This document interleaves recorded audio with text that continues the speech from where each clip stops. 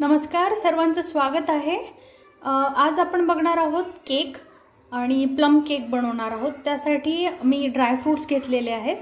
तर अंजीर, बदाम, काजू, मनुका आणि थोडेसे खजूर आहेत। म्हणजे माझ्याकडे जेवढे ड्राय फ्रूट्स होते ते सगळेच मी घेतलेले आहेत। आणि तुमच्याकडे आणखीन टूटी फ्रूटी असेल ते सुद्धा तुम्ही वापरू शकता। त्याचबरोबर ऑरेंज ज्यूस घेतलेला आहे। आता हे सगळे इन्ग्रेडियंट आपण ऑरेंज ज्यूस मध्ये टाकून घेणार आहोत।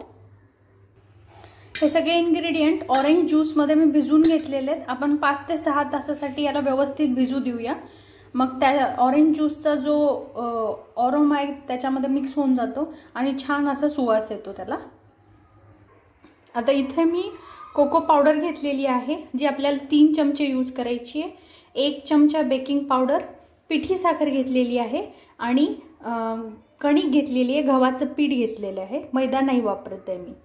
तर एक मोठी वाटी भरून मी गव्हाचं पीठ घेतलेलं आहे आणि त्याच्या पाव वाटीच पिठी साखर यूज करणार आहे। आता हे सगळे इन्ग्रेडियंट आपण चाळून घेऊया पहिल्यांदा आणि मग त्या ऑरेंज ज्यूसचा जो मिक्सचर आहे त्यामध्ये मिक्स करणार आहोत। मी हे सगळं व्यवस्थित मिक्स करून चाळून घेतलेलं आहे। आता आपण ह्याला ऑरेंज ज्यूस आणि ड्राय फ्रूट्स ज्याच्यात भिजत घातले होते त्यात मिक्स करणार आहोत।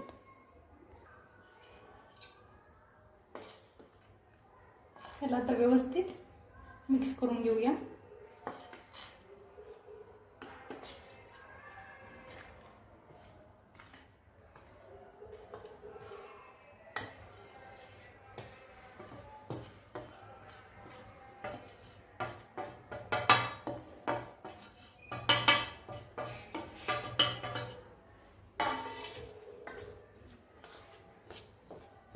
ॲडिशनल वॉटर मी अजून घातलेलं नाहीये यात।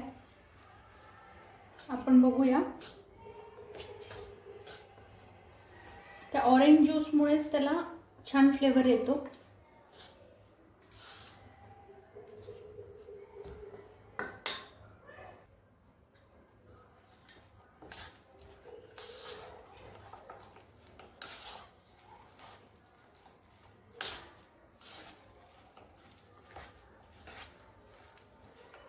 हे व्यवस्थित मिक्स झालेलं आहे। वरून पाणी घालायची वेळ नाही आलेली आहे।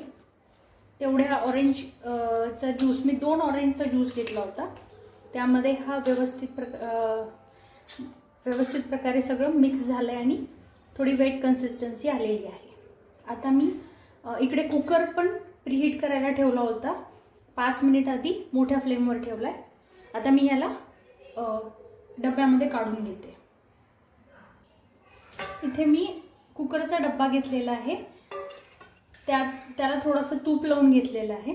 तुम्ही बटर पेपर घेऊ शकता आणि जर ओव्हन असेल तर 180 डिग्रीवर 45 मिनिटासाठी तुम्ही हा बेक करू शकता। मी आज कुकरमध्येच करणार आहे। तर कुकरमध्ये सुद्धा आपल्याला सिमवर 45 मिनिटासाठी बेक करायचं आहे। मी हे बॅटर ह्याच्यात काढून घेते।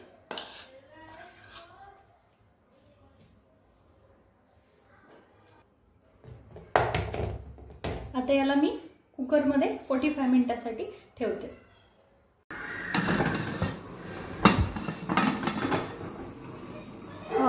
बघू शकता आपला केक रेडी आहे। मी नाईफ आतमध्ये घालून बघतेय, चिटकत नाहीये। आपण आता हा काढून घेऊया। बघू शकता मी हा काढून घेतलेला आहे। तर हा आपला केक रेडी आहे। नक्की ट्राय करून बघा। एकदम मस्त स्पॉन्जी असा झालेला आहे। त्याच्यावर आपण थोडंसं पिस्ता लावूया, कट करून हे बघू शकता।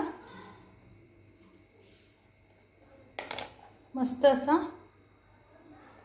छान स्पॉन्जी केक तयार झालेला आहे। टेस्टला तर एकदम छान लागतो। नक्की ट्राय करून बघा। धन्यवाद।